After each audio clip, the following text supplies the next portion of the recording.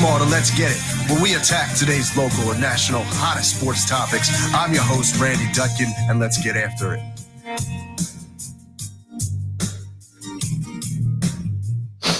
Good morning, Let's Get It fans. How are we doing today on a beautiful Sunday morning? Football Sunday is here upon us. Once again, I'm your host, Randy Dutkin, along with my co-host and producer, Jason Bryce, and as always, Coach Marcus Bullock, coming to you on a great day. It is the first day of football, which for so many people is an exciting day. We're going to get into a little bit of football talk, discuss a little bit of the Eagles, talk a little bit of too. Also, I know yesterday was the 20th anniversary of September 11th. I just want to talk about that a little bit with everybody and kind of what their thoughts and feelings are. I remember that day very, very specifically. And also we'll be joined also by Coach Garrett Lucas of the Delran High School football team. He'll be joining us a little later on. So with that said, Coach, how are you this morning?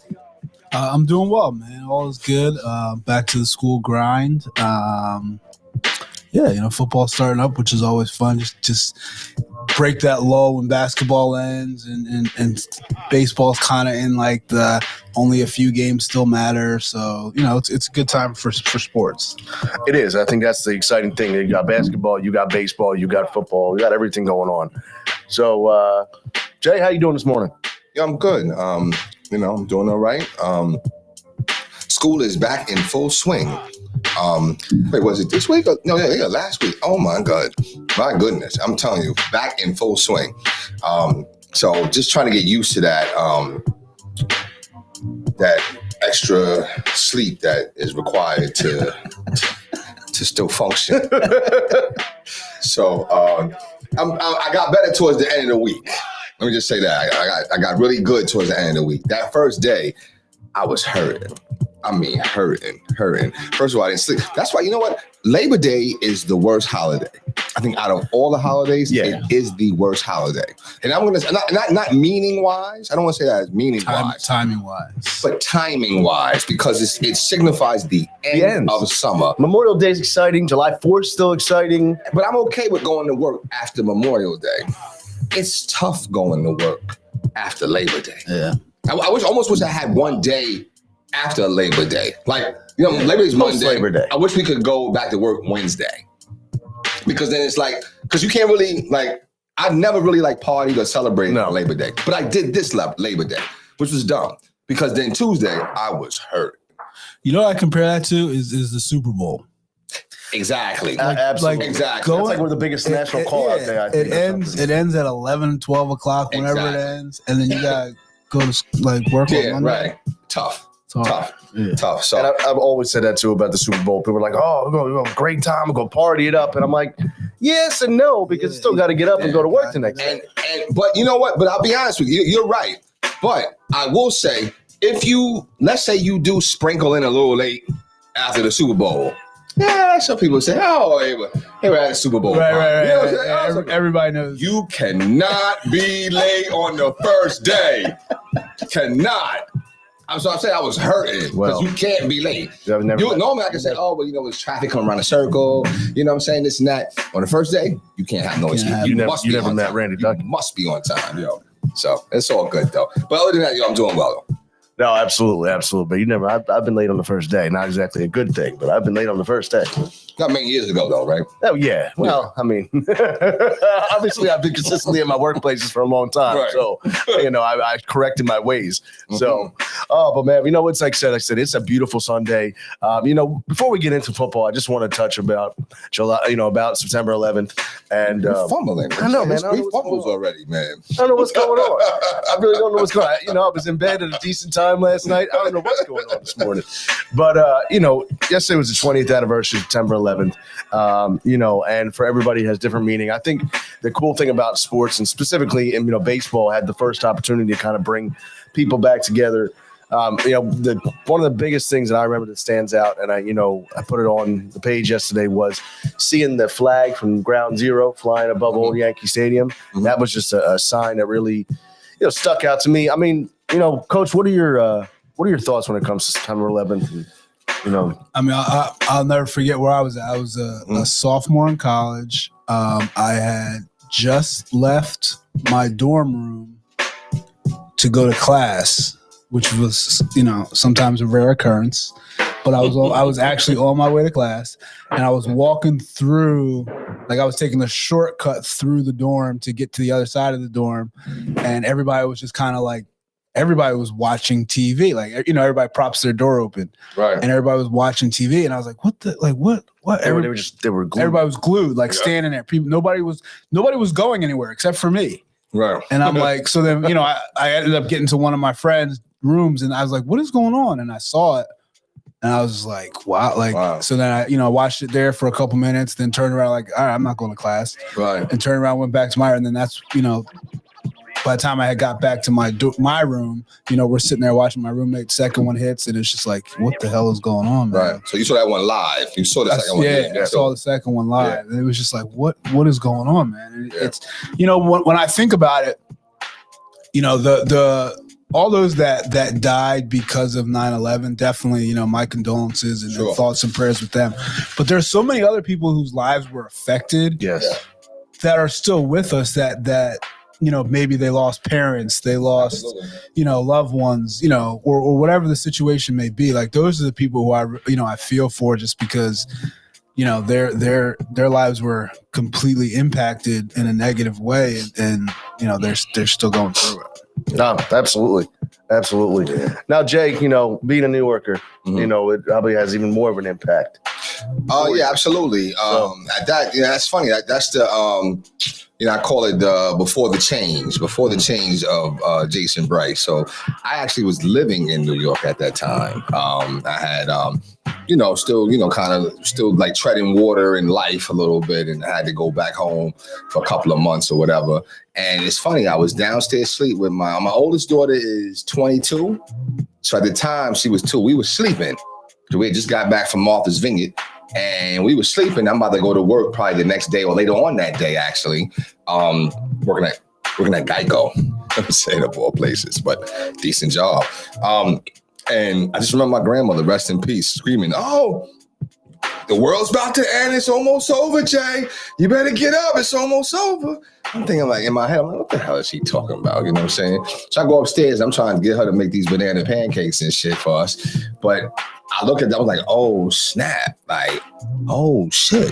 And before, I'm sitting in the chair that my grandmother sat in, my grandfather sat in. Everybody had that chair. Sitting in the chair. And I'm just looking at it, I was like, oh, shit, look at the other plane. Bam. You know what I'm saying? So it was tough, though. But, we had to, Geico had to do some special initiative with 9/11 at that time. I remember going into the city and trying to hand out water. And it was just like a dark, eerie place. You couldn't even get down to Lower Manhattan, but you could get far a little bit. But it was eerie. And that's the thing. It was just like a reflection. Yesterday was like a reflection of just how far long ago it has been. Because I remember going through, there was a point in time in New York, every time you went into the tunnel or whatever, you used to have to get checkpoint. Just to pull the cars over and stuff like that. So things are definitely, I'll never forget that day. And in fact, I was telling the guy yesterday, it almost felt like the same weather, because it was beautiful yesterday. It was. And it was beautiful that day. I remember that morning. Everyone was saying, beautiful day. Beautiful day. Yeah. So it's unfortunate, though. Yeah, I mean, it is. Like I said, and like you talked about, Marcus, just kind of like all the lives affected afterwards. And, I read like an article yesterday. It was like the lives of the children who never met their fathers and things like that. And it was, or their mothers. And, you do, like you said, you think about that day in and day out. I mean, you just think about, though, like what happened. That was my favorite landmark in New York. I'm sorry, I just want to get that in. That was my favorite landmark in New York. My mother used to take us there all the time. I never been up, never was there. That was the Royal Train? No. Yeah, I've been there. My favorite, that was always that was the third stop on the number 1 train. That was all you could catch the express train. That was Van Cortlandt. Just always, we used to walk because there was Battery Park there. We used to, when I think about that, I think about, like I said, I think about my mother. We walking through the towers and great times, man. Always, I will always love the Twin Towers. Yeah, I'm actually pissed that they didn't bring it back and build it back. You know what I'm saying? Better. Yeah. The Freedom Tower is cool though. Like, because I don't know if you have guys been down there. I haven't seen that. Oh my gosh, yeah. You see, go there, check that out. You got the pools. where the towers actually were, like wading pools or what do they call that with memorials, waterfalls. Is beautiful. It's beautiful. Got a lot of different stuff to honor the victims and those that have been affected by it. I mean, it's and I know they always do the blue light that shines up, and you can see that from the Jersey side, everything. Yeah, I know that it's trying to. That's coming from those pools. Yep. Yeah. So and they made it, and nothing's big. The buildings were huge, right. man. Oh yeah. And I mean, like I said, the cool thing about that too is that you just remember, how much it did bring everybody together though, right after that. Right. Yes. And actually, I was talking about it yesterday with a friend of mine. I was like, did you guys notice how nice it was? Like, 'cause now social media and everything is just an area of, discontent and whatnot. And everyone always arguing. There was no arguing yesterday. It was like, you just saw everyone coming together, at least for a day. And it was like putting the differences aside. And it was like, it was nice. And someone made that point to me. And I said, you're right. You're right. Mm-hmm. It was actually enjoyable to look at the newspaper. Well, it was a common ground. You know what I'm saying? That's the thing. You know what I mean? It was a common ground. And it's interesting because it didn't become political. Right. No. Nothing like that. It was really like a common ground. You know what I mean? So, that was beautiful to see, man. And just, I don't think we'll ever forget, no matter in history. There's certain things you'll never forget, like Challenger. Do you remember? I don't know. Money y'all, y'all, I hate to go there. No disrespect to y'all. I promise. I'm not trying to be funny or disrespect y'all. But you guys, were you guys born yet? Marcus, I think you were. Challenger, Randy, you 86, right? 86. Yeah, I was 1 year old. I was 4. Yeah, so see, we was in class, and we was in class watching it. You know what I'm saying? It was like, oh, I was getting my diaper changed. Right. So there's only a few I remember when the OJ verdict came out. Oh, okay. I always remember that. Yes. Okay. Now, how old were you then? I was in 8th grade, I believe, 7th or 8th grade. You were 8th grade. What were you? What year was that? That's 95. 95, because 94 was the chase. Right. And so I remember the chase specifically. 94, June. Yeah, so I was 9 and then 10 years old. I was still a little young to understand what was going on. I was a freshman at Lincoln University. Ooh. I was 19. Do you know what I remember? Like looking back on that, and this is all completely. It's okay. Like we watched that in school. Like the verdict. Okay. And I can't imagine if something like that happened today that they would watch that in school. That's interesting that you guys watched that. Yeah, we watched it. I remember when, and like the bell rang, but like it hadn't come out yet. So nobody left their classes. Like everybody was still in class. And then as soon as the verdict came down, everybody like left and was running through the hall. Like, wow. It was just interesting. Like that would never happen today in school. Wow. No, not at all. Not at all. Yeah, so certain things though, that you'll never forget, like just in time, like history and time and stuff like that. So, No, absolutely. But one thing we should know is like when they killed Bin Laden, right? Oh, I remember that. But I couldn't tell you where I was. I was gonna say I don't know where I was. Why was that? That should have been of equal importance, right? See now, Jay, you remember that was interesting was the Phillies and the Mets were playing on Sunday Night Baseball. Okay. And, that's right. And that was the first time it was released. One of the first times it was released to the public. They said breaking news because all of a sudden were they in New York? No, they were in Philadelphia, and all of a sudden you heard USA chants breaking out. That's right. I remember that. Now that you're saying that, on Sunday Night Baseball, they announced that Osama bin Laden had been killed, and it was. So I remember it was a big moment. I can't even tell you. I don't even remember that shit. You know what I'm saying? I don't. You know what I'm saying? But I should. I do remember 01 and the Yankees and Giuliani and all that. But you know what? Besides 9/11, after that, I get pissed off because didn't get the job done. Didn't get the damn job done. But again, Mariano gave up that damn. I mean, you got to know that you good going into the ninth, the lead, and you got Mo on the mound. You got to think that you're gonna be good. Fucking lost, man. That hurt. That was the Diamondbacks? Yep, Diamondbacks. But that was an amazing World Series. That was, That was a 7-game series. Back, right? It was a 7-game series. Yeah, I remember Luis Gonzalez with the little broken bat hit. Little blue pit. Yeah, Steroid Gonzalez. My roommate was a Yankees fan, and I was hurt. He was crying. Yeah, and I'm like, are you crying? Yeah, no crying. And he was like it's college. He was like, oh, right. Listen, because I really thought. I was with my man. Shout out Lou Rockmore, his brothers George and Tony, Dave. Kelly was there. We was all down in New York. I tell you, I had like a little basement apartment in my grandparents' crib, and that's when we had the big screens that had the wide. You know, it's really funny. I was watching it. Why that shit was? Everybody wanted one. I remember I had rented one. I wanted one so bad. I went to Aaron's or rented. I watched an old episode of Martin the other morning. Okay. And it was one episode where he was looking at, like, it was like the HG 3000. The Hashitashi. Hashitashi. Yes. And that's so funny that you bring that up. That was so, and it was so funny. Oh man, that's, you know, but I mean, like I said, it's you know, something that like you look back on and remember, but I mean, it's kind of now good when you talk about the different things that happened afterwards and how it did bring people back together. And I mean, it was kind of, you know, you just kind of remember and always keep it in your thoughts and prayers, right. You know, but you know, with that said, you know, on a little brighter note, you know, we got football today. I know we're excited. I'm excited. I know you're not so excited. No, I'm excited for the Eagles. I'm very excited. You got the Eagles, you got the Falcons today, 1 p.m. I'm just excited for football in general today. Yeah. You know, I mean, you got a lot of other good games. Speaking of good games, though, the first game to open the season with the Cowboys and the Buccaneers the other night was unreal. I mean, you know, I just hate the fact that it was so late, like, you know, and that's the thing. But, yeah. I mean, Tom Brady looked like he's just ready to repeat with the Buccaneers. Like, they're just they're unreal. And I'm not going to take anything away from Dak Prescott either, because honestly, the Cowboys should have won that game. Yeah, I mean, that's what I took out of it, is that the Cowboys are good. Very good. You know, they left the field with like, what, 1:20 left with the lead. Mm-hmm. You know, and I'm gonna my Fred Petit, you know, he's on the show. Here's what he had to say about the game. He said, "Really happy with what I saw from Dak. I do want to see Zeke involved more in the offense, but our O-line not being full strength, he understands. But at the end of it, this team is talented enough to win the division easily." Oh, and I agree. Like that's what I saw. I was like, oh, this gonna, you know, this Cowboys should win this division easily. No questions asked. I don't know.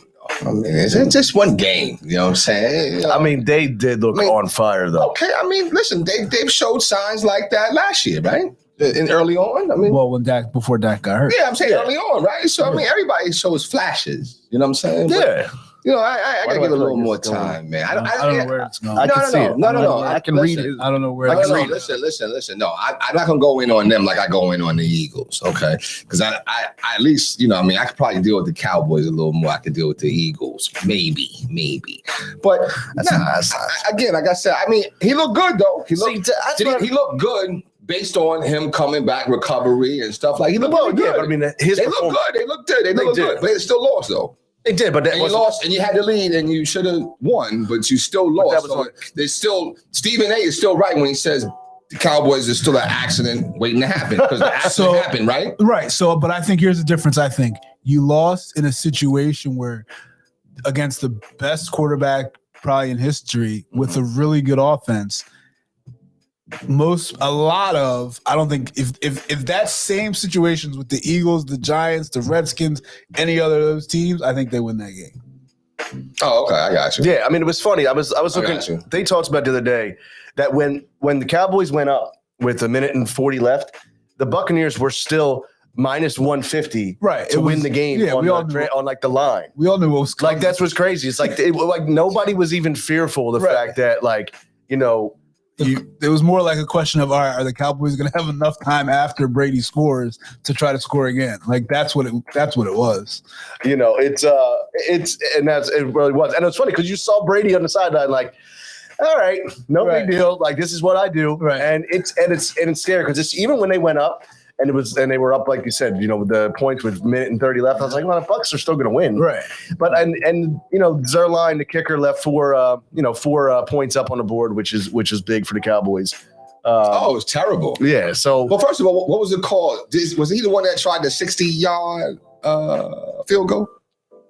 They did, but early on, right. And then he missed that one, and then he missed the extra point. The extra point, yep. Right. Okay. You know, so again, see.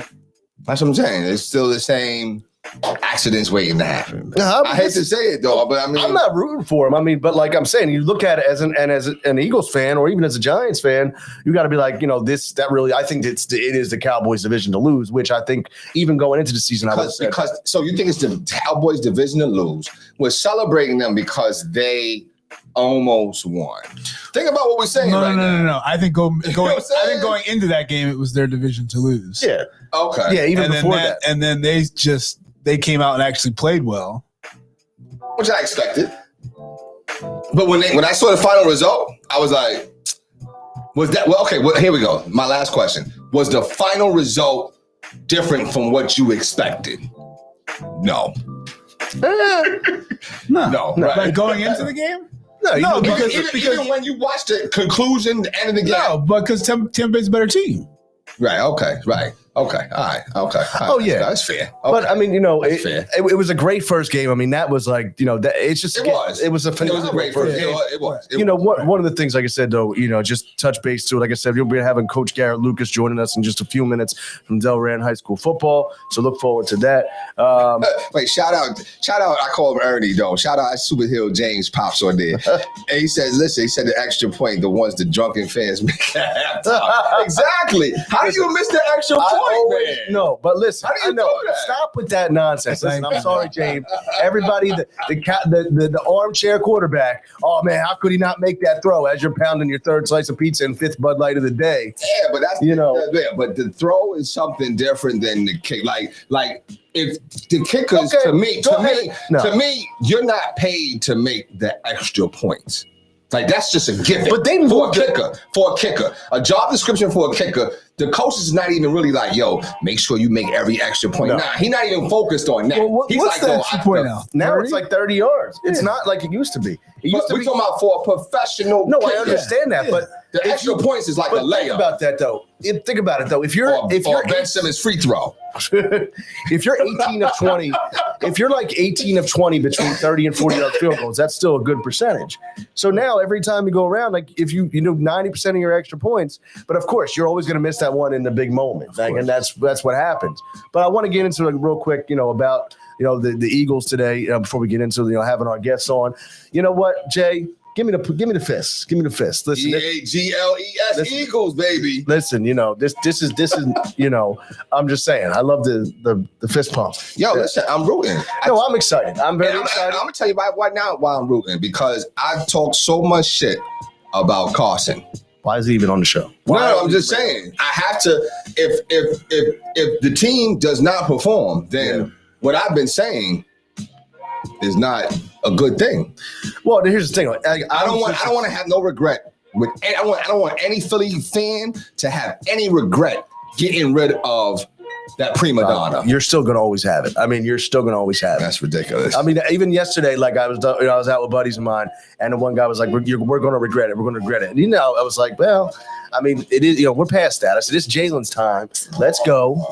If you can't, there's no way. Listen, you're not going to make me believe that you're with your buddies, and that. Listen, you're not going to make. Hey, listen. Shout out Randy's friends out there. You're not going to make me believe that you didn't stick up for Carson. No, I didn't. Listen, and I'm telling you. So listen, my buddy Rob is not on social media. His wife Tracy is. Tracy, if you're watching this, show it to Rob. Let him validate this. But like I said, I'm excited to see what the kid does today. Yeah. I mean, it's a new time of the Eagles, with him being the quarterback. I'm excited to see Devontae Smith. I'm just excited to see what they look like in general. And as an Eagles fan, it's like you just the unknown. And I think that's the excitement about the start of this season is I don't know what to expect. Like we could come out, we could come out and get blown out, 34-7, which I don't think that's going to happen. But we could come out and be very, very good. I don't see why either can't happen, if that makes any sense. What are your what are you expecting to happen today? Not season wise, just today. I actually think the Eagles are going to come out and get a victory today, and I think it's going to be one of the victories where you're going to see. The rookie coach and the rookie quarterback mistakes. Well, I say first full year as a starter with Jalen Hurts. Yep. You're going to see those mistakes, but I think you're going to see the camaraderie because it seems that Sirianni has a good connection with him, and you're going to see those plays made by Jalen Hurts. It's going to what? No, go ahead. I'm listening to what you said. You said something about Sirianni, so that's what. Oh yeah, that's what took my attention. I said it seems like he's got a pretty good connection from what I'm hearing from the players. In my, when they call me and stuff. From my sources. Right. From what I'm reading about. And, but then I think with Jalen Hurts, you're going to see some, struggle, but I think you're going to see some flashes of really great plays. It's going to be exciting. So I think the Eagles are going to win today. So who they play again? Falcons in Atlanta. So that's right. Oh yeah, shout out Money Making Ransom. That's right. He's at the game. Yeah, you know what? I'm gonna root for them. It's like a balance that I'm trying to balance. You know what I'm saying? Because I want the Eagles to win because I want Hurts and I want them to. I couldn't stand Carson, but then at the same time, I don't like some Eagle fans. So I love when they hurt. I don't know why I do. You know what I'm saying? Let me tell you, when Jay and I were fortunate enough, when we were working together, right? And our desks were literally like they were attached. You know, we had the cubicle desk. I would hate to come into work. That's right. He'd be like, Randall, how you doing this morning? Right. Everything okay? And I'd be like, I don't want to. Please, give me a minute. You know. And he'd be like, and then he would lean over my desk and he'd be like, they suck. And I would tell him, wait, was that when Tebow was on the team? Oh, because I would say, listen, you need this. That's why you're losing, because you're not starting Tebow. God, man. Right. Tebow has the magic. He has magic. He did. You were right. Yeah, that was the Tebow magic. Yeah, Tebow. But I mean, like I said, I'm excited about it. You know, it's just going to be. It's a new time, and it's Sunday. It's still a little warm. You know, for this Sunday. Like, I'm really looking forward to that first fall day of football. Yeah, it can stay warm. Yeah, sure it can for me. I don't know. I'm perfectly fine with staying warm. It was actually cold. Listen, I'm looking at you today out here with the hoodie on, and I'm like sweating for you. As you guys know, sometimes you see me. Yeah. No. Like, so to get up around like 5:36 and walk the dogs requires a hoodie these days. When I walked the dogs from about 6:15, you're right. Yeah. So, but you was up since 6? I was up, but the problem was I laid back down a little bit. Wait a minute. So what happened between 6:15 and 9? I know. I laid back down, man. That's exactly what I'm thinking. Wait a minute. Hold up. I should have gotten up. I should have had this. I walked the dog. Should have had a shower. Should have been ready to roll. Wait a minute. You was up since then. I was up at 6:15 walking the dog because he came. You know, right in. And, you know, you can't blame the dogs. They come in and let you know. Shout out to both of y'all for having dogs, man. Like, listen, that's why I won't have no dog, man. Because, see, I'm not cat. I have a cat. Very easy. Yeah. Okay. A dog, you got to get up. Tell them, though, they don't get up no matter what. Tell them the stipulations that Rocky has, though. Rocky can't go outside. Rocky goes outside one time. Wow. Exactly. And if he doesn't, anybody has a job. Because I don't know especially if you go off and you traveled and you've been going for like a day. I don't know what you got into. Yeah, but also Rocky's got a job in the house. Tell him about the right. Kill all mice if possible. Right. Like, I mean, I remember one time you were like, Rocky's not doing your job. You're not doing your job. And he was about to put him out. Right. Because and let me just be clear. That's not to say I had a mice. No, I didn't. But he was sleeping on the job one time. I said, no. I remember a job here. I remember in our early days of Let's Get It, when we were shooting in the living room, Rocky used to always make his way onto the show. That's right. And he would be, all up in the business, want to be the star of the show. Right. I remember one time I was talking with somebody, we said, I'm not sure it was us right here, but we said that Rocky, it'd be crazy if Rocky was like a little killer, like a little killer cat, you know what I'm saying? Be imaginative, you know what I mean? But Rocky's good money though. Rocky, sometimes people see he got like a little eye thing, right? Sometimes eye be shut or whatever. I'm like, he's got allergies. I say, he's like Forrest Whitaker, man. You know what I'm saying? You know what I'm saying? He'll be all right though. You know what I'm saying? It just happens sometimes. Oh my goodness. Oh man. I mean, I'm excited. I mean, just as it's man. It's all good though. Oh, geez. It's I'm just excited. Like I said, I'm excited. They got me there with the Forrest Whitaker. You got me all distracted. Tell you, man. But like I said, just the whole day. Like I said, the football Sunday. Probably put something in the crock pot this afternoon. So you have something ready to go for the evening. And it's just, what do you put in there? I mean, I do everything. I mean, today I'm actually going to do tacos, do like pulled pork tacos. So in the crock pot? Yeah, I mean, really, and it doesn't get any easier than that. Okay. I do everything. I mean, you can really make all different kind of meals. You don't get tired of it though. I feel like a crock pot has a certain type of flavor taste or consistency of when it's cooked. I feel like there's people that use the crock pot all the time, and I can't do it. Like I'll use it like the once a week. Like I said, on a Sunday, I'll get something cooking. Like you'll see the pulled pork or something like that, which you can't beat. And people do all the time. They make macaroni cheese in the crock pot. This and that. I'm like, and that's cool though. You know what I'm saying? But it's all good. It's all good. I mean, I think the crock pot is losing to the air fryer, though. That's interesting. Absolutely. Crock pot versus air fryer. Well, I think I'm going air fryer. Ooh. Listen, right now, my air fryer, because air fryer, you do got to replace like maybe once every couple of years, though. The crock pot lasts forever, right? But the air fryer, you got to replace every once in a while. I brought one. It was cool for a year.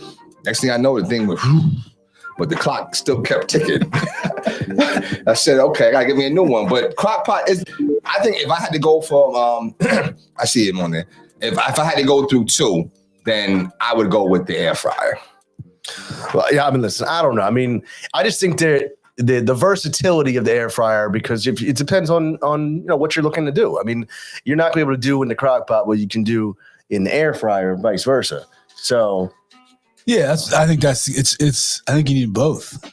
Yeah, I mean, okay. You need both. Yeah, I mean, it's necessity and what you're looking at. Well, with that said, we are going to be transitioning over. We're going to be welcoming Coach Garrett Lucas. Just a minute here. He's going to be joining us on the show. The head coach of the Delran High School football team. We're excited to have him on. And he'll be joining us in just a minute. Nah, he's on now. Coach, how are you this morning? Good morning, guys. How's it going? Oh, fantastic. Oh, man. Love having you on here. We appreciate you joining us. Once again, I know we had spoken, about a week or so ago. Give me a little bit of background about yourself. And, I want to get into that for our listeners who don't know. Once again, I know that, the Delran, I know you guys got a big game coming up this week. You guys were off this past week, correct? Correct. Yeah, we had a built-in bye week, which it was really good for us because we had two very tough physical games to start the year. So the fact that we were able to rest some guys up and just kind of focus on some fundamentals was really good for us. Oh, that's fantastic. So just to get a little bit of background about yourself, I know you told me some really cool stories, and obviously, being a Michigan guy, Michigan fan, that was one of the stories I really enjoyed. But tell us a little bit about yourself. You told me, but tell our listeners about your background. Yeah, so originally I'm from Western PA, so right outside of Pittsburgh, Pennsylvania, and I grew up where I grew up. Football was like, if you're not playing football, something's wrong with you. So you get thrown into tackle football from like kindergarten or first grade, and then that's where you kind of figure out if you like it or not. But I've always loved it. I played in high school. I was a two-way all-state kid. I used to be a center in college. I played at St. Francis University, so it's a D1 FCS school. We played teams like North Dakota State, Villanova, stuff like that. And then I went on to coach college football at Westminster College. And Westminster is a small D3 school up in northwest part of the Pennsylvania. And, that's where I really found out that, I wanted to continue coaching. I always knew I wanted to be a teacher, but the coaching aspect, I thought, I would really figure out a lot about myself as a coach and just, specifically what area I wanted to coach, whether it was continuing with college or moving at that high school level. And I loved it. So I moved out to New Jersey the following year, and that's whenever I first moved out to New Jersey. The first three schools that I saw, very different schools: Cherry Hill East, Cherokee, and Pennsauken. So it was and again, you're talking clean slate. I had to Google, where each school was, what they look like. Very different facilities, very different people. But ultimately, I found out that South Jersey, I truly think, has the richest portion in the country of athletes. It's amazing that you could go, 30, I'm just going to even say 30 minutes from one town to another. And, you're talking like 3 or 4 star recruits. Out in Western Pennsylvania, you'd have to travel like 2 hours to find those kind of kids. The love for football is there, but I truly think that the genuine good athletes are right here in South Jersey.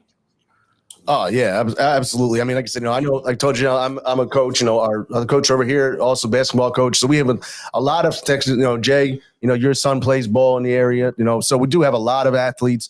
One of the cool things, like I said, I know that right now you've been fortunate enough to have a lot of players from your program kind of move on to the next level, and you have some guys now on your team that really have a great future. Tell us about some of your star players now that you have. Right now we have the number 2 player in the state. His name's Kenny Fletcher. He's 6'6", 225. The kid's a freak athlete. I truly think that he is the number 1 player, as most coaches would. But he's physical as a defensive lineman. He's committed to Rutgers as a DN, but he is impressive on offense. We lost the game what would have been 2 weeks ago, and he still caught 11 balls for over 100 yards. But I mean, he's really natural with the way he's able to catch, the way he's able to run. I kind of compare him to Kyle Pitts. Again, 6'6", 225 frame. I keep, advocating that they should have a goal line package built in or slip him in as a tight end, because some of the things that he has you can't teach. He just makes catching the ball look easy, and then he's able to always make a guy or two miss. And I know that this is high school, and when he gets there, that's going to be the Big Ten. But he definitely has a very high ceiling. And then we also have a running back, Zach Palmer-Smith, and he's a top 10 kid. But then even after Zach, and Zach's a hard power runner. Last year, we only had 4 games, and in those 4 games, he had 828 yards and 13 touchdowns. So he was leading. Yeah, that's what sucks. Our season got cut short, just only 4 games, and in those 4 games, he went off. But he was behind R.J. Moten, who was just starting last night at free safety for Michigan as a redshirt freshman. So if you're going to be sitting behind someone in high school, I mean, I guess, sitting behind a Wolverine would be pretty good. Yeah, listen, I would say so. Now, I know, Coach, you had told me about that story. I think it's a cool story for our listeners. The one when Jim Harbaugh came into town. And I don't know if you want to share with us, because that was something that I know you also took, like you were blown away. So kind of tell us a little bit about that. Yeah, it was a couple years ago. It was in January, and RJ called me and said, "Hey, Coach, are you free for dinner tonight?" And I was like, "Yeah, sure. Why? What's up?" And he goes, "I want you and your wife to come over to my house. I got a special guest coming." And I'm sitting there thinking, like, maybe it's a family friend, maybe it's an uncle. And he's like, "No, it's gonna be Coach Harbaugh." So of course, naturally, I'm like, "Yeah, we'll be over there." And I told my wife, she's all excited because she's hardcore into football, and so we go down in his basement. He's there. Don Brown's there, and I coach D-line. I said, "Kenny's on. What's up, Kenny?" Perfect timing. But then, we're sitting there, and he's like, "Hey, Coach, we're going to be here for a couple hours. Pull up your film from last year." And so I pull up our defense, and we're sitting there watching it. And on one end, we've got a kid. His name's Ahmed Johnson. He's a starting outside linebacker at Wagner right now. And then the other end, we've got Kenny Fletcher. And combined that year, I believe they had 29 sacks total just on 2 DNs. So just those 2 alone in terms of duos, they led the state that year in sacks. And he's sitting there like, who is this kid? He's, long frame, great get off, natural with his hands. And I'm like, this is Kenny Fletcher. He's a sophomore. And he goes, "Sophomore?" And this was Jim Harbaugh saying this. And he goes, "Coach, how come you never mentioned him?" And I kind of look at Coach Brown, and I'm like, "I have. I've sent his film a couple times." And then Coach Harbaugh kind of looked at him like, "Why am I not hearing about this till now?" So long story short, he goes, "Can you get him over here?" And I was like, "Yeah, I can get him over here." And Kenny probably lives maybe 5 minutes away. He was over there in 3 minutes. Wow. And, and when Kenny Jim, came, Harbaugh calls, you respond. Absolutely. Absolutely. When Kenny came down in the basement, he's ducking his head to get down. So you just see Jim's face light up. I mean, big eyes. And he's like, "Oh, yeah, I technically can't offer him a scholarship, but, could you on our behalf?" And then that day, Kenny got his first offer. And then I truly think that changed his life because, in terms of academically, everything changed. Just even the type of person, the work ethic, he knew what he had in front of him. And, ultimately, I know he committed to Rutgers, but, that's a whole other story why he did that. And, obviously he could touch base on that. But, he's a homebody, and it's going to be really cool to see his family travel, only 45 minutes to an hour to go see him play. And they got an up and coming program, over there at Rutgers. And like I said, we are very happy to have Kenny on with us today. How you doing this morning, Kenny? Doing good. Good, man. Good. I'm glad you joined us today. So your coach was just kind of giving us a little bit of breakdown about yourself and just kind of, who you are as a player and, like you said, and as a teammate. He told us about a big game you had, 2 weeks ago, 11 catches, over 100 yards. Just kind of give us a little insight. What's your game? What do you bring to the table? It's like some days No, I'm not gonna say something. It's just like every game day I go out like preparing to like bring us up on whatever side we're down. So if we're down on offense, like if they're stopping our run, I know that I'm about to get some strength and some uh like plays going away. And if we're down defense, like we're not stopping the run, I know I gotta start being more aggressive, like with these offensive linemen or whatever, so I could blow up runs and different stuff like that. So I kind of think I could bring them honestly when at any time, like whenever it's needed. No, absolutely. So, I mean, coach, obviously, as as a coach, and we all, myself being a coach too, what's your thoughts when you hear something like that from an athlete, just kind of his willingness to, do whatever it takes? No, I think that's, as a coach, that's what you need from players, especially your top players. When your top players are willing to do whatever it takes, you're going to have a successful program. Kenny, let me ask you this: why did you choose Rutgers? What other schools were looking at you? I know my guy Fran Brown's up at Rutgers. I know they're turning things around big time there. So I mean, it's a good choice. But what came to that, and I guess what other schools were interested in you? So I was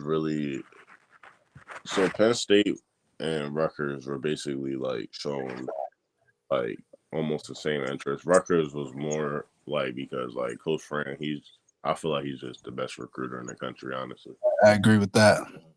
But yeah, so they were showing similar interests, and Ole Miss was, and like I forget the other two I just added to my top five. When I made the top five, it wasn't really like I wasn't really deciding over five. I already knew my two. It was between Penn State and I was actually ready to go to Penn State, and then that's when coach had called me back after I had talked to their coach, like telling them that I wanted to commit and stuff, and then they were telling me to wait, and then they had mentioned something about pulling my offer or whatever.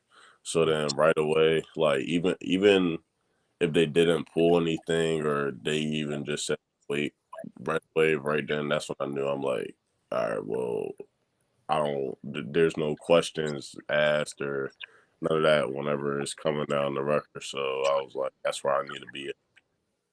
Right. That makes sense. Coach, question for you. How, you've had a lot of top talent the last few years. How have you been able to keep those guys at a school like Delran, as opposed to, you see a lot of these top recruits go into bigger private schools or going out to Philly or, things like that. How have you, worked on keeping those guys at home, at Delran?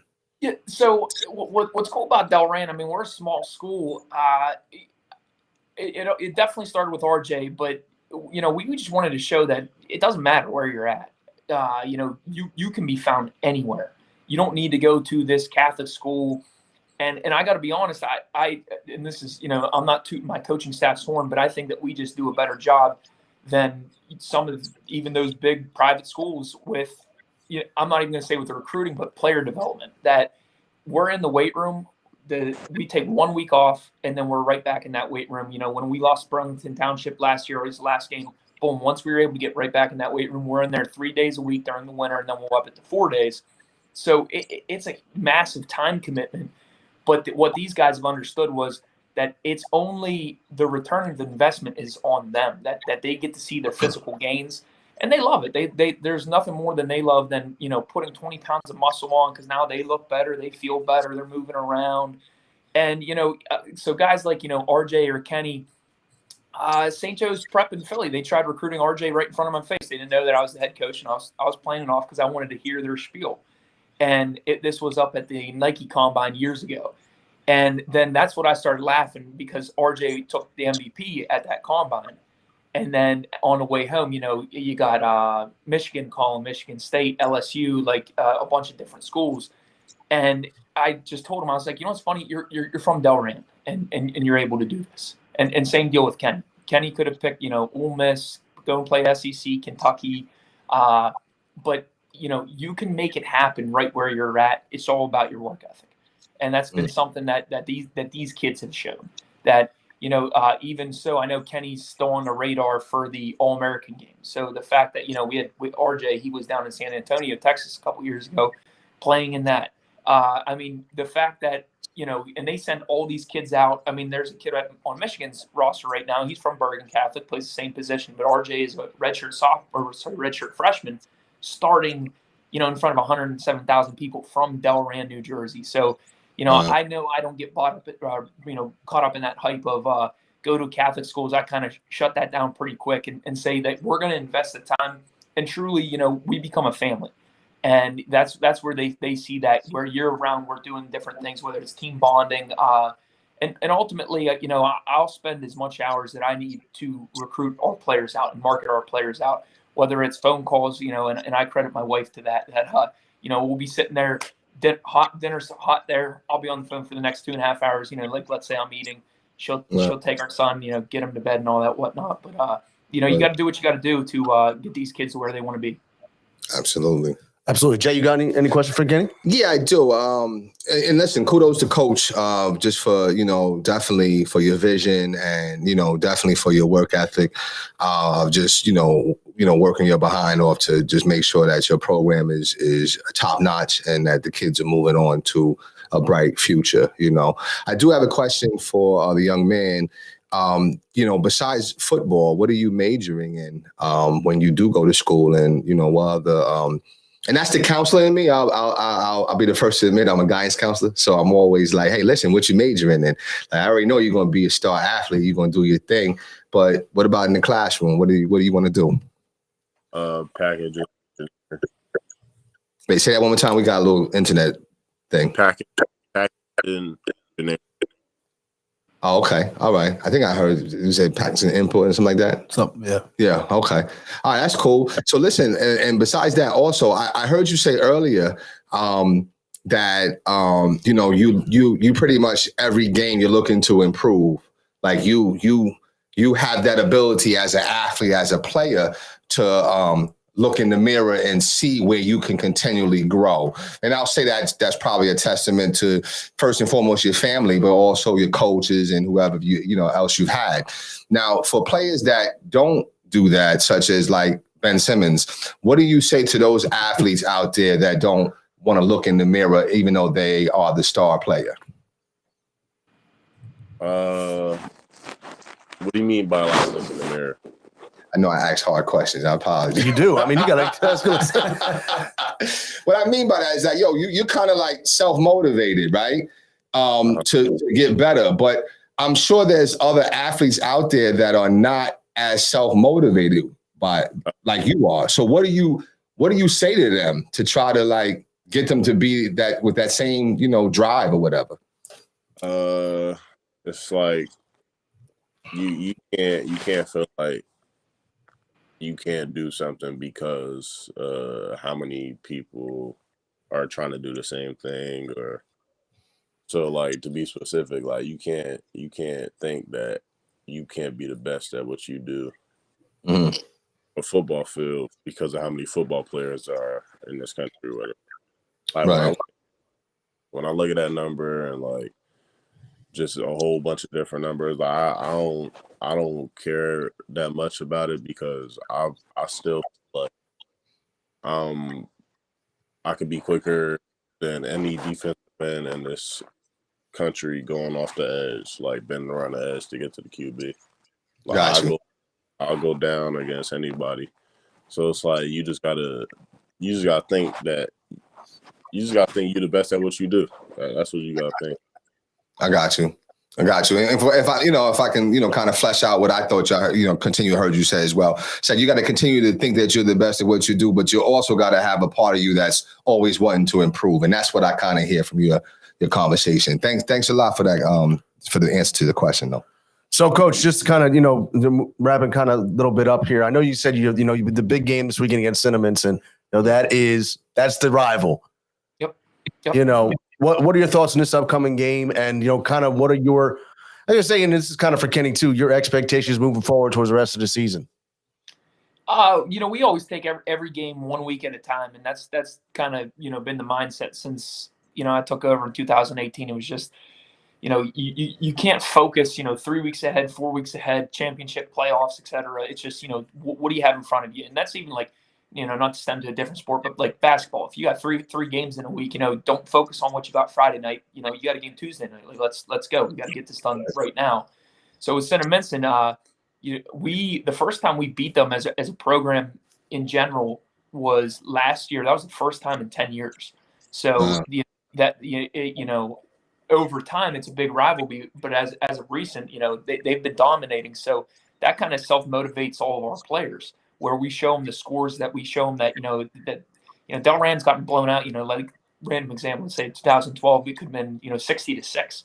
Like do you want to flip that and make it Delran blowing them out or something? And a lot of these kids, they know their players, so that's what always makes it fun about like a close rivalry, whether it be Delran Cinnaminson or like a Lenape Cherokee. If the kids know each other, they always want to get that bragging rights on each other. So it's definitely going to be fun, but just being physical up front. And I always say, I played O-line, and I always say it always starts with the O and D line. But for our D line, that we dictate a lot of games. That if we're just physical and if we're able to knock guys back, really get off the ball and focus on our keys, you're going to see a lot of good things happen with our defense. Absolutely. Good luck this weekend. And Kenny, I got to ask you also, being this your senior year, obviously, everyone has some personal goals that they set for themselves. Being a former athlete, whether, I was a baseball guy, whether I want to have 20 hits or 20 runs scored or whatever. Tell me what some of your personal goals are and what your goals are for the team this season. Goals. I don't really got no personal goals because like really my only goal like ever like personal was I kind of limited my, but it was just to get an offer or become ranked, just like everything around that. And like that, after that happened, I was just trying to like focus on getting better, like being a better DN. So it's really like a team goal, I guess you could say. But yeah, so that goal would be I want to surprise the state, and like I'm trying to win like all of our playoff games. Absolutely. I'm telling you, you're just your mindset as a leader is phenomenal, Kenny. Yeah. And Coach also humble too. Yeah, I mean the fact that like you didn't come out and say I want to have 50 catches, I want to have 10 touchdowns, whatever, and you just pretty much put the team first. That just shows your future is so bright. Before we let you guys go, Coach, you have any follow-up questions? Quick things. Coach, is RJ playing baseball at Michigan? No. Funny quick story about that. He was all set. Everyone was in his ear. Oh, it's going to be great. And this was right after Michigan got done playing in the World Series. And I tried telling him, I'm like, this is your schedule as a college football player. Like, wake up to bedtime and everything in between. And so once he got out there and did one camp, I believe he talked with one of the assistants. They were like, so you're still going to come out in spring? And he was like, no.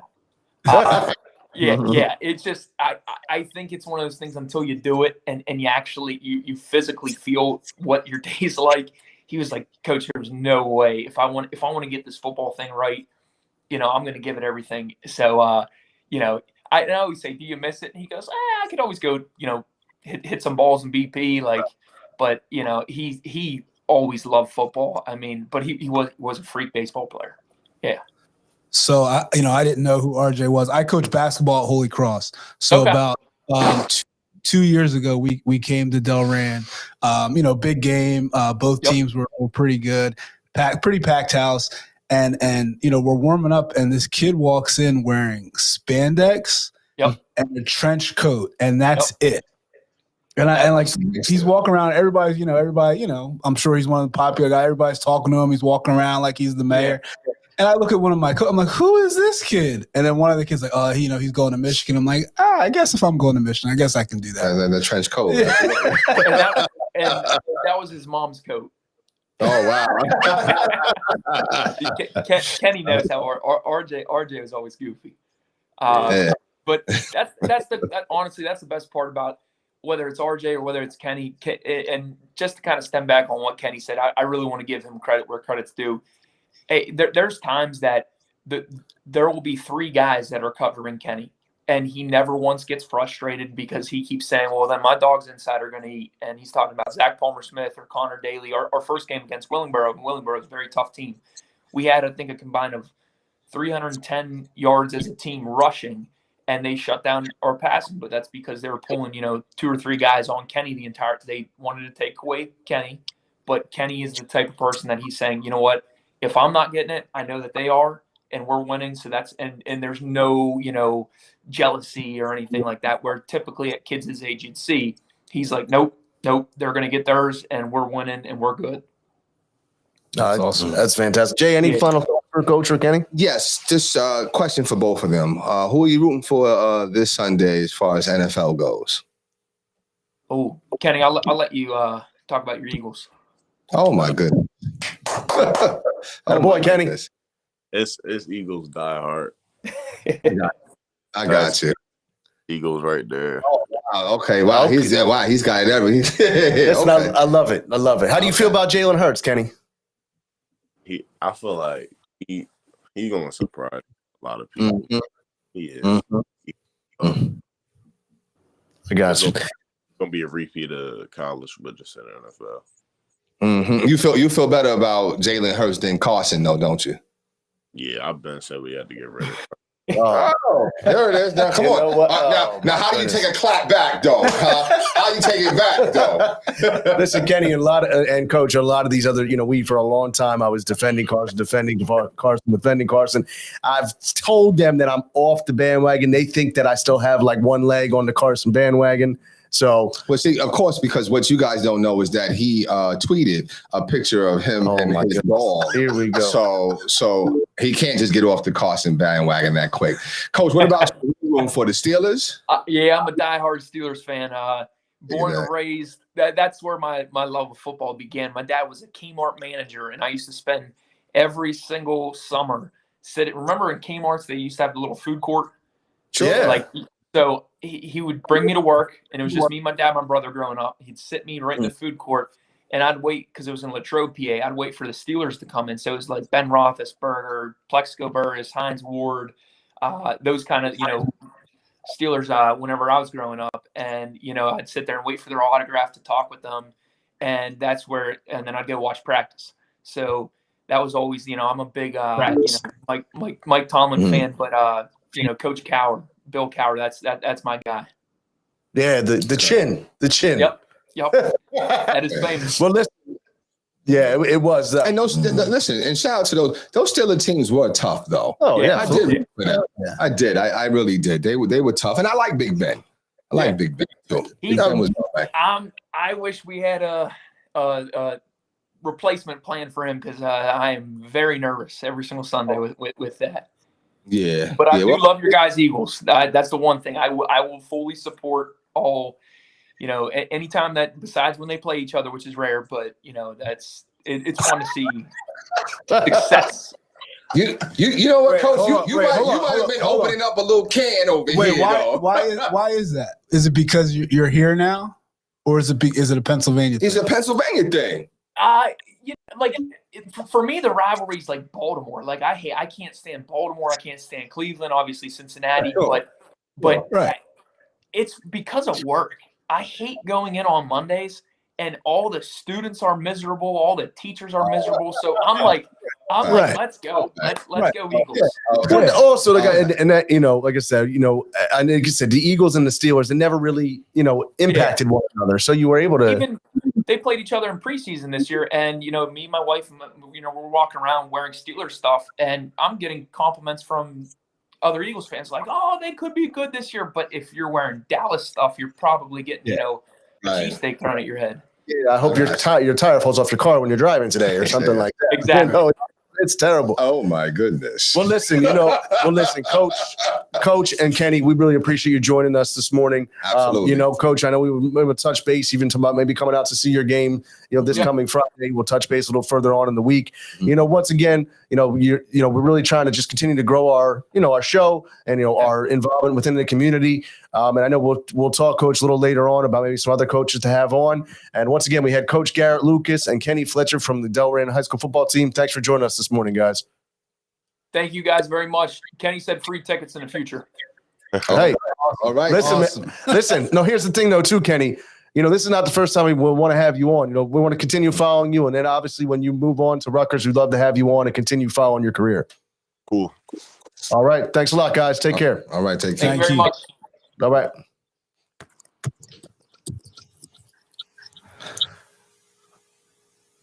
All right. Let's give it up. Yeah. Let's give it up for them. Absolutely. Let's give it up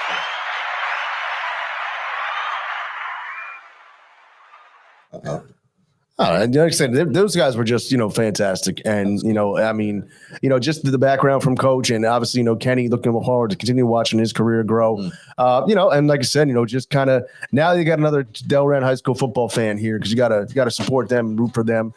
With that said, though, gentlemen. So real quick to finish that out. So if I'm not mistaken, Kenny played basketball. I was going to ask that question because he's tall, man. 6'6". Kenny's a monster. Like I'm he sure. was a kid. Like they had a good team, and he didn't. He was the guy. I'm like, who the hell is that? I'm sure. Yeah, Kenny's a monster. Yeah. I was going to ask that too. Is he a two-sport athlete? You know what I mean?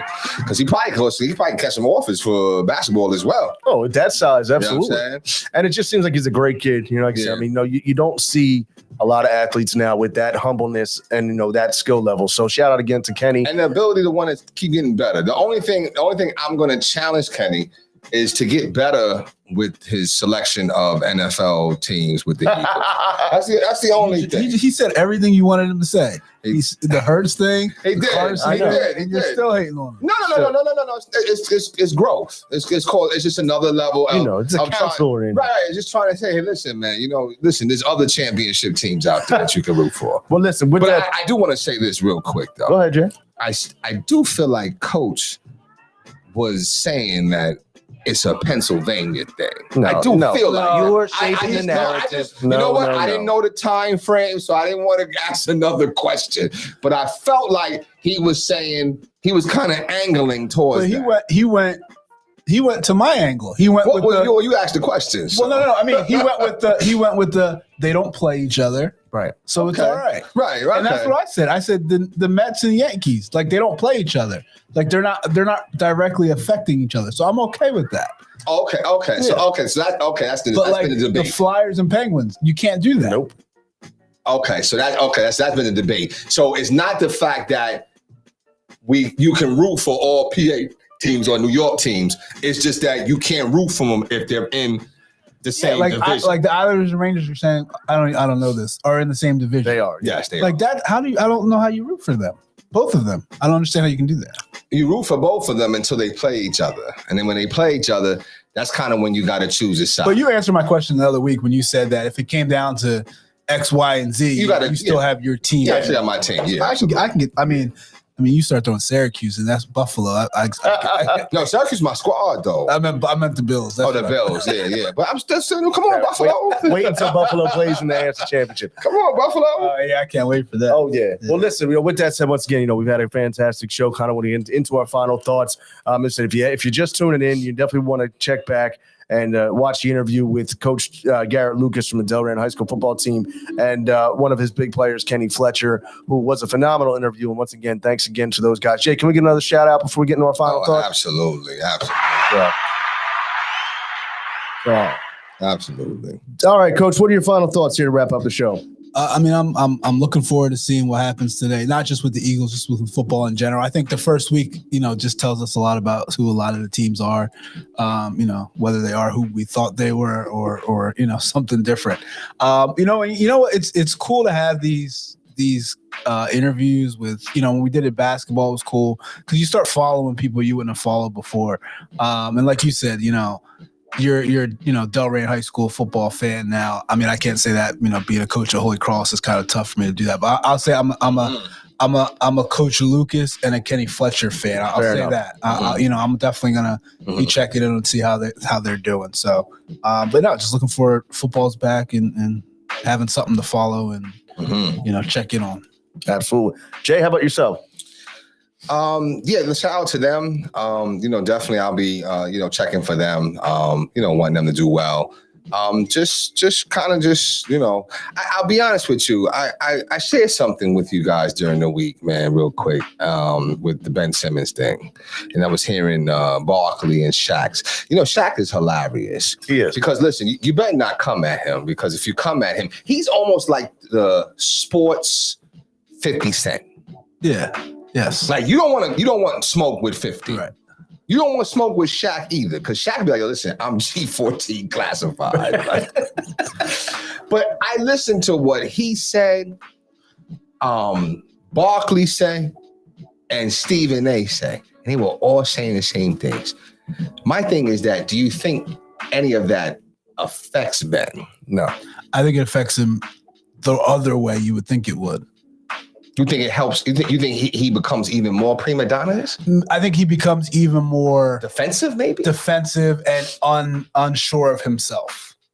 Wow. Because of pressure So building. you don't think it humbles him? I don't think he ever says, you know what? I Look in the mirror. I think he says, man, get me out of here, man. We got they don't know what they're talking about. Yeah, like, man, come on, man. Wow. Now everybody's against me. Wow. I think Barkley, the thing about that, when Barkley said, we liked you enough to give you $200 million. But now all of a sudden we don't like, what are you talking about? Right. Well, You're right. you know Charles sometimes. Right. Like, Charles is, in his word choice, is questionable. I think the underlying meaning of what he was saying was like the same thing. And, No, I agree. No. He agreed with what God was saying. But he's talking about Ben. Sorry. He's saying, Ben, like, what are you talking about? We don't like you. What are you talking about this? Like, we gave you $200 million. Yeah, I'm sorry. Right. Yeah, that's what I'm saying. I'm like, he said it perfectly. Like, how can you say we don't like you? We just gave you $200 million. Right. And all we did was ask you to be a good basketball player.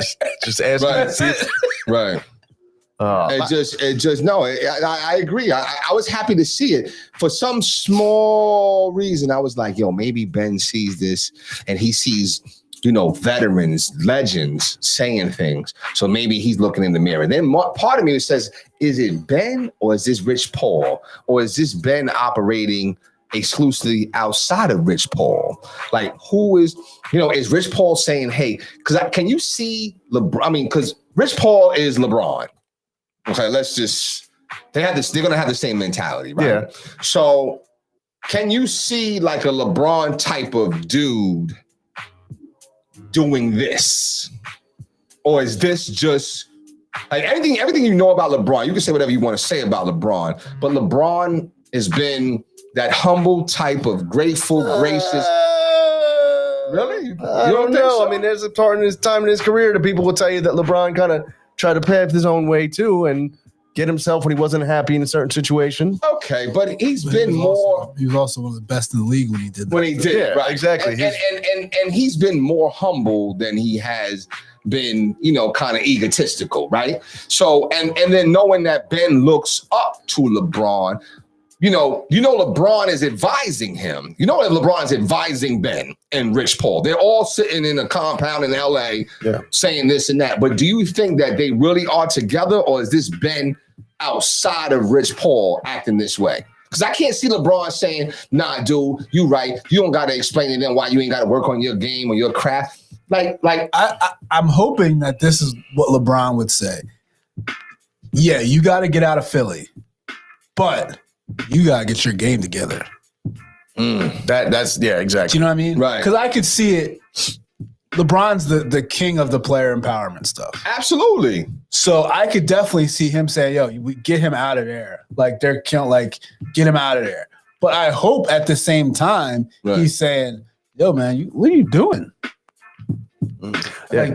Unless you change your game, it's going to be the same wherever else you go. You really think he got to leave Philly now? Now you think it's too late? Now it is. I think it's too late. Before he demanded a trade, I thought he could have come back. Yeah.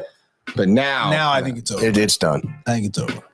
Sad. It is. I mean, I said I'm still interested to see how that plays out. I just thought that was listening to them saying, listen, you they basically were saying, listen, you're average at best. Right. They basically were saying that. Right. They really were. It was.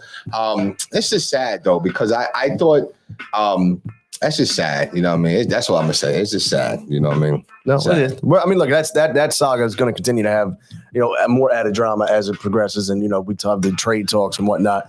So just to kind of wrap up, like I said, I'm excited also about the Eagles today. Look to see what happens. I'm hoping for victory. I'm hoping for success. Interested to see too, like in the first, post game press conference for Sirianni and things like that, how he handles himself. So I think that's what we're looking forward to. And I know I'm sure we'll follow up. So once again, shout out appreciation to Coach Garrett Lucas from Delran High School Football and Kenny Fletcher for joining us this morning. We appreciate everyone for watching. For Marcus Bullock, for Jason Bryce, I'm Randy Dutkin. Appreciate you watching. Let's Get It. Follow us on social media, on Facebook, and also on YouTube, the Four Walls channel. And we'll catch you next time.